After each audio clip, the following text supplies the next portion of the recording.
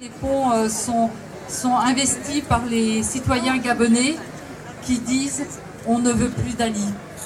Donc j'espère que le Gabon ne restera pas trop longtemps sous cloche, que les communications pourront circuler et que la Cour constitutionnelle aura la sagesse d'arrêter Ali pour que le peuple du sang gabonais arrête de couler. En tout cas, c'est ce que je souhaite au peuple gabonais.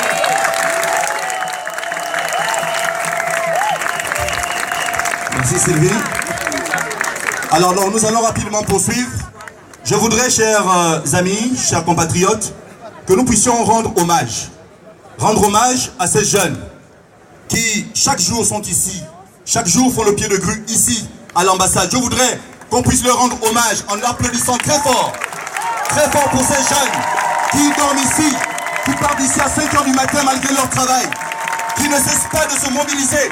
Pendant que nous, les adultes, on est au travail, eux ils sont ici, parce qu'ils ont conscience que ce combat, c'est le combat de la nation. Ce n'est pas pour une personne, ce n'est pas pour un candidat, c'est pour la nation gabonaise. Applaudissons très fort, chers amis, jusqu'à essoufflement, pour Sten, pour Ingrid, pour Mélodie, pour tous ces jeunes, Yorick, qui sont ici, qui ne se fatiguent pas, qui font la collecte, qui servent de l'eau, qui construisent ou encore confectionnent des cercueils. Tout cela, merci, merci et merci. Maintenant, nous allons poursuivre. Ce moment de recueillement a été placé sous le sceau de la patrie, sous le sceau de la nation. Et je voudrais appeler un homme d'église. Monsieur Serge Alogo, s'il est là, s'il peut s'avancer, s'il vous plaît, pour une courte prière. Monsieur Serge Alogo est-il là?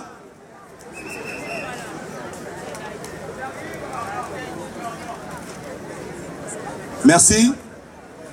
Merci. Pasteur, si vous pouvez juste faire une prière. Nous allons prier. Nous te disons merci une fois de plus, Seigneur,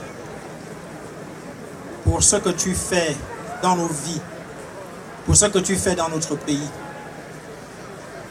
La parole déclare de ne pas mépriser les faibles commencements et nous croyons réellement que quelque chose est en marche dans notre pays. Notre désir, c'est que toi qui as commencé cette œuvre, que tu la rendes parfaite pour la seule et unique gloire de ton nom. Amen. Merci, pasteur. Merci. Alors, nous allons rapidement poursuivre. Je vais passer la parole à monsieur Armand Ango, qui a un mot de circonstance.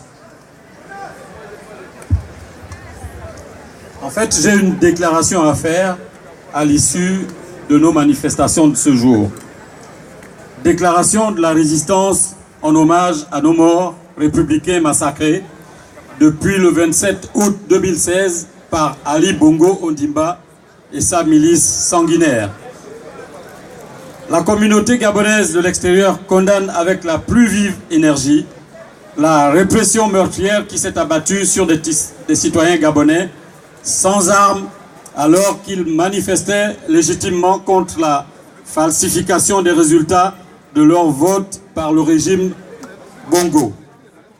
Nous soulignons le paradoxe et l'arbitraire d'un leader prétendument élu qui remercie l'électorat en le criblant de balles. En effet, les tueries perpétuées par Ali Bongo Ondimba et sa milice ont déjà fait entre 50 et 100 morts au bas-mot, le décompte complet étant difficile à réaliser dans la mesure où la milice tue et emporte les dépouilles pour les cacher à la face du monde, et un très grand nombre de blessés, 1998, dont certains brûlés à l'acide. Plus d'1 millier de personnes sont détenues de façon arbitraire depuis le 31 août, pour la très grande majorité, et d'autres le sont depuis bien avant. C'est le cas de Jean-Rémy Yama, leader syndical, Firmin Olo, leader des jeunes du parti de l'Union nationale, Landry Amiang dit Washington, activiste pour ne citer que ceux-là. Ali Bongo a choisi de s'illustrer par des pratiques d'une époque révolue. La crise post-électorale fabriquée de toutes pièces par son régime a désormais cédé la place à une tyrannie à grande échelle qui fait un nombre croissant de morts et de disparus d'heure en heure. Le genre d'assaut meurtrier lancé contre les populations civiles par le régime Bongo est proscrit par la Charte africaine des droits de l'homme et des peuples dont le Gabon est signataire. Le Gabon a également ratifié le statut de Rome instituant la Cour pénale internationale. Le collectif ou la communauté déplore le fait qu'une personne relativement jeune comme Ali Bongo n'ait pas su saisir l'incroyable opportunité qui lui a été offerte de se faire une place dans le Gabon du futur en acceptant sa défaite et en s'inspirant des leaders tels que Goodluck Jonathan du Nigeria, Joyce Banda du Malawi ou Abdou Diouf du Sénégal. La communauté appelle donc l'Union africaine, l'Union européenne, les États-Unis, le Canada, la Chine, la France, l'Afrique du Sud, le Nigeria ainsi que les dirigeants du monde et les instances internationales compétentes à se ranger du côté du peuple gabonais pour exiger, alors que l'opposition gabonaise a déposé un recours auprès de la Cour constitutionnelle, que le recomptage des voix dans la province du Haut-Ogooué, sur laquelle pèse de fortes présomptions de fraude, soit fait dans l'impartialité et la transparence afin que la vérité jaillisse. Exiger la libération de tous les détenus politiques et qu'une enquête internationale soit ouverte sur les massacres perpétrés au Gabon ces derniers jours par Ali Bongo Ondimba et son oligarchie. Fait à Paris le 10 septembre 2016. Je vous remercie. Merci, M. Ango. Alors, nous allons rapidement poursuivre. Donc, je vais introduire quelqu'un que nous aimons beaucoup, ici, au Gabon. Alors, il se fait appeler Nenda Yajo. Son nom, c'est Jonas Boulenda. C'est un journaliste d'investigation bien connu des Gabonais. Merci, Jonas. Équipe.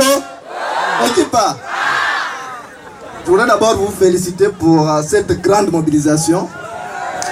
Parce que beaucoup m'ont dit, comme la rentrée scolaire est arrivée, qu'on ne serait pas nombreux aujourd'hui. Mais je savais pertinemment que vous seriez nombreux parce que la nation est en danger et nous appelle au secours. Je sais qu'on était divisés hier, mais aujourd'hui nous sommes unis parce qu'on a mesuré le caractère nuisible d'Ali Bongo Ondimba. Comme j'ai l'habitude de vous le dire, l'antilope qui n'a pas encore vu le lion à sa manière de marcher. Vous avez suivi le témoignage émouvant de cette dame qui était au Gabon, qui a vécu les choses au front. Et je n'enlève rien de ce qu'elle a dit parce que moi, en tant que journaliste, en tant que responsable,